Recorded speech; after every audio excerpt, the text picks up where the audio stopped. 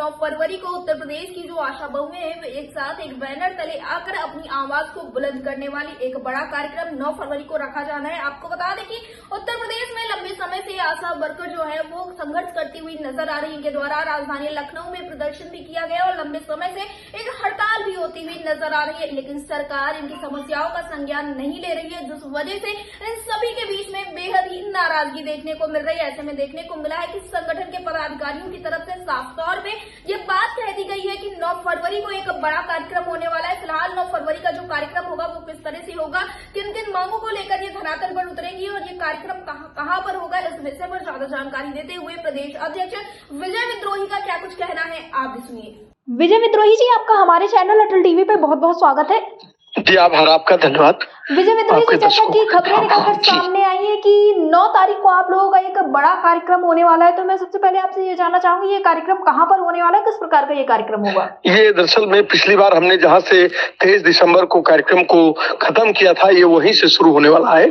23 दिसंबर को हम लोगों ने विधानसभा मार्च का एक आह्वान किया था और सरकार के साथ बातचीत में तय हुआ था कि हम लोग जो है कुछ आपस में समझौते की तरफ बढ़े। तो वो समझौते की जो प्राथमिक बातचीत हुई थी वो बातचीत बहुत आगे नहीं बढ़ी। उसके बाद तमाम आंदोलनों के क्रम चले और हम लोगों ने बातचीत को एक तरह से ये मान लिया कि सरकार अपने वादे से मुकर गई है। तो हम लोगों ने बीच में 17 जनवरी को भी और 21-22 जनवरी को भी और बाद में 30 जनवरी को भी हम लोगों ने कार्यक्रमों को करते हुए ऐलान किया कि 9 तारीख को हम लोग फिर से विधानसभा मार्च की तरफ बढ़ेंगे। इसलिए कि हमने सरकार पर भरोसा करके अपने कार्यक्रम को खत्म किया था और बातचीत जिस स्तर पर हुई थी उससे जरूर विश्वास किया जाना चाहिए था और हम लोगों ने विश्वास किया भी कि सरकार बातचीत को आगे बढ़ाएगी और समस्याओं का समाधान करेगी। वो तो बातचीत में कठिनाइयां क्या है और कितना क्या हो सकता है, क्या नहीं हो सकता है, क्या आज हो सकता है और क्या कल क्या हो सकता है, इस पर तो बातचीत की टेबल पर ही मसले हल होते हैं। तो सरकार ने उस पर कोई ध्यान नहीं दिया और निचले पैमाने पर बहुत उत्पीड़न शुरू किया। जगह जगह पर विक्टिमाइजेशन शुरू हुआ, लोगों को नोटिस दिए गए, उनके निष्कासन का थ्रेट किया गया। तो इस तरह से पुलिस बल का भी कई जगहों में प्रयोग किया गया। कहीं बहुत अपमानजनक की स्थिति में भी जो हेल्थ डिपार्टमेंट का जो निचला हिस्सा है उसने व्यवहार किया। तो इसके बावजूद मूवमेंट बना हुआ है और जगह जगह प्रोटेस्ट हो रहे हैं। 30 तारीख को भी बहुत जबरदस्त प्रोटेस्ट हुआ तो आने वाले 9 तारीख को भी एक कार्यक्रम है कि हम लोग विधानसभा की ओर चले। उसी दिन संयोग से विधानसभा भी शुरू हो रही है और हमारे प्रदेश के 403 हमारे माननीय विधायक और हमारा पूरा मंत्रिमंडल भी लखनऊ में होगा। तो हम उम्मीद करते हैं कि उसके पहले ही कुछ बातचीत हो सकती है और सरकार हमारे साथ बात करके और इस मसले को हल कर सकती है। हमारी तरफ से एक बहुत लोकतांत्रिक आंदोलन है और इसमें किसी भी तरह का कोई एडमिनिस्ट्रेटिव अनाज पैदा करने की कोई कोशिश नहीं है, लेकिन सरकार हमारी बात तो सुने। हम 50 दिन, आज 51वां दिन है इस हड़ताल का, 51 दिन से आंदोलन में है और सरकार की ओर से एक औपचारिक बातचीत करने के बाद फिर उसके बाद दोबारा कोई पहल नहीं ली गई। कुल मिलाकर के कोशिश यही रही कि ये मूवमेंट क्रैश कर जाए। बड़े बड़े प्रदर्शन हो रहे हैं और हजारों लोग आवाज उठा रहे हैं। 9 जनवरी का कार्यक्रम ऐतिहासिक रहा और 30 जनवरी का भी कार्यक्रम ऐतिहासिक रहा।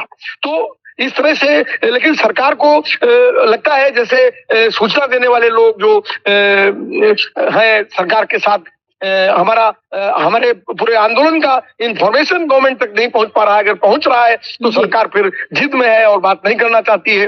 तो हम तो इसीलिए एक अपनी कोशिश में है कि हम लोकतांत्रिक तरीके से अपनी आवाज उठा रहे हैं और हमारी बात सुनिए। हम कुछ नहीं कह रहे हैं, हम कह रहे हैं हमारा बहुत वर्षों का तमाम बकाया है, उसको आप जारी कर दीजिए। हमारा ये जो 2000 आप 1500 रुपया राज्य वित्त से दे रहे हैं, केंद्र ने तो मना कर दिया, कुछ भी नहीं दिया, नाम भी नहीं लिया बजट में आशा वर्कर्स का। तो हम कह रहे हैं कि 1500 आप दे रहे हैं, इसमें आप कुछ प्लस करिए और इसको एक सम्मानजनक न्यूनतम वेतन के इक्विवेलेंट पहुंचा दीजिए, जिससे कि उनके जिंदा रहने का कुछ मसला बन जाए। जो थ्रेट्स है, जगह जगह उत्पीड़न का जो सवाल है, यौन हिंसा का सवाल है, उसके लिए जेंडर सेंसिटाइजेशन कमेटी बने। इनसे वसूली का जो मसला है उसको लेकर के रेगुलेटरी मॉनिटरिंग कमेटी बने, त्वरित कार्रवाई वाला कोई सिस्टम और ढांचा विकसित किया जाए।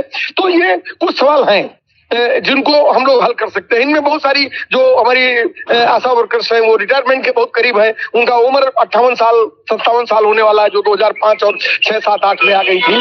तो उनको जो है एक तरह से ग्रेजुटी का कुछ प्रावधान किया जाए। हरियाणा में 3.5 लाख दे रहे हैं, उत्तर प्रदेश में भी आपको दीजिए, जिससे और रिटायरमेंट का जब भर्ती नहीं है तो रिटायरमेंट नहीं है तो उनको 70 साल तक काम करने दीजिए। और यहाँ रिटायर कर रहे हैं आप 65 साल में, तो उनको आप 3.5 लाख रुपए जो हरियाणा में मिल रहा है उस तरह से ग्रेजुटी आप अलाउ करिए। प्रोविडेंट फंड किसी भी कर्मचारी का हक है, ईएसआई किसी भी कर्मचारी का हक है, उसका मेंबरशिप दीजिए। ये तो बहुत साल 2013 में तमाम सिफारिश इसका हुआ है। सरकारों ने इसको लेके पार्लियामेंट में बहुत कमेटियां बनी है। पार्लियामेंट में भी राज्यसभा में जो इनका शीतकालीन बजट था उसमें स्वास्थ्य मंत्री ने एक जवाब में कहा था कि 1,500 रुपया केंद्र सरकार ने बढ़ाया है, लेकिन जब उनका बजट आया है 2026 का 1 फरवरी को, तो उस बजट में उस 1,500 का कोई जिक्र नहीं है।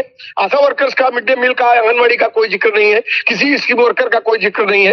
तो ये तो झूठ है। आप हाउस में बोल रहे हैं कि हम 1,500 बढ़ाने जा रहे हैं और फिर उसके बाद नहीं आप कर रहे हैं, बजट में आप ला नहीं रहे, उसका प्रावधान नहीं कर रहे हैं। तो ये सारे सवाल है जिनको कि उत्तर प्रदेश की धरती में खड़े होकर के उत्तर प्रदेश आशा वर्कर्स यूनियन एड्रेस कर रही है।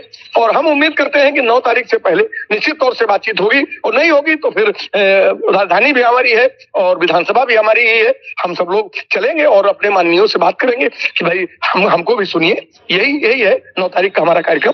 जी विजय विद्रोही जी, जैसा कि आपने बताया कि आप लोग यहाँ राजधानी लखनऊ पहुंचने वाले हैं, लेकिन एक बार फिर से अगर वार्ता पे बात टिकती है तो क्या आप लोग वार्ता के लिए राजी होंगे या फिर आप लोग नहीं, हम बिल्कुल वार्ता के लिए राजी होंगे। सरकार अगर बातचीत की कोई पहल करेगी तो हम उसके पहले ही चाहते हैं कि बातचीत की कोई पहल हो। तो ये 9 तारीख के कार्यक्रम का कोई शौक तो नहीं है कि एक प्रदेश का जो एक हिस्सा 400 किलोमीटर दूर कुशीनगर है, दूसरा चंदौली 500 किलोमीटर है और सहारनपुर 600 किलोमीटर है, ललितपुर राजस्थान और उसके बॉर्डर पर है। तो इस तरह से मध्य प्रदेश के, तो हमको ये जरूरत थोड़ी होगी 500 किलोमीटर हमारी आशा वर्कर्स जो है इस तरह के मौसम में और पूरे जाड़े भर बैठी रही। हम तो बातचीत ही चाहते हैं, ये सारे आंदोलन बातचीत के लिए है जी। और हमारा अधिकार है कि हम सरकार को बाध्य करें, तो हम आंदोलन के जरिए उनको बाध्य कर रहे हैं कि आप हमसे बात करिए, हमारी बात सुनिए आप। जी। तो ये ट्रेड यूनियन के तहत हमको ये अधिकार मिला है, लोकतंत्र में संविधान ने अधिकार दिया है, तो हम अपने अधिकार का एक्सरसाइज कर रहे हैं। सरकार के पास भी बहुत सारा अधिकार है, तो अपने पावर का एक्सरसाइज करते हुए हमको क्रश करने के बजाय हमारी बात सुने। हमने आपको चुनाव में जिताया है, हमसे आपने कमिटमेंट किए हैं, हमसे तमाम वादे किए हैं, हमने आपको 100% दिया है अपने काम का, तो आप भी 100% मत दीजिए तो 2% तो दीजिए। हम तो खाली इतना कह रहे हैं। जी विजय विद्रोही जी, आश्वासन पे इस बार बात बन पाएगी या फिर नहीं बन पाएगी? नहीं, आश्वासन पर कोई बात नहीं बनती है कि आप आए हैं, आपसे बात हो गई और आप जाइए, इस पर कोई बात नहीं बनेगी।